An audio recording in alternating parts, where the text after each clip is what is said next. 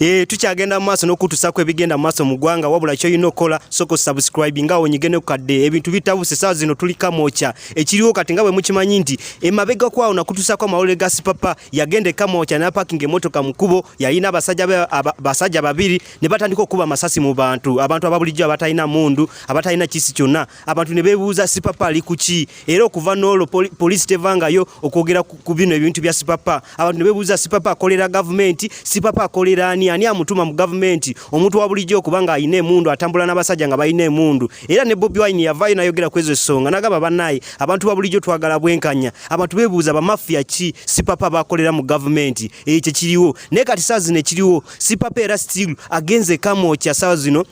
nakuba abaana banna amasasi ekyo kiriwo zino essaawa tetumanyi kigendererwa kya Sipapa ali ku ki ayagala kutiisatiisa abantu ba people power tetumanyi kiriwo wabula nga we mukimanyi nti Bobi Wine yavaayo era still ne saa zino Sipapa atambudde tetumanyi era agenda kulya butaala nga bulijjo abantu beebuuza ni amutuma bantu bali mu gavumenti bantu ba NRM oba muntu wa Museveni kyekyo kiriwo nga we mukimanyi nti banaye zino essaawa abantu bali ku bunkenge abantu bali mu campaign embeera eriwo mukimanyi embeera eriwo ya pressure abantu ba NRM bali ku pressure Bobi Wine ataddewo pressure y'amaanyi kati tetumanyi kigenda mu maaso wabula abantu bagamba Sipapa ono alina okuteekebwa mu mbuga z'amateeka bamuvunaane abantu tusobole okuba nga tufuna obwenkanya kyekyo kitambula mu maaso saa zino Ekamwokya wabula ky'olina okola olina okusubscribinga ku the Buzz UG nakugamba nti wanooka ffe tukuwa ekigenda mu maaso mu ggwanga tetulimba era tuku-updatinga ku buli kimu breaking news ebya entertainment ebya current events buli kimu wanooka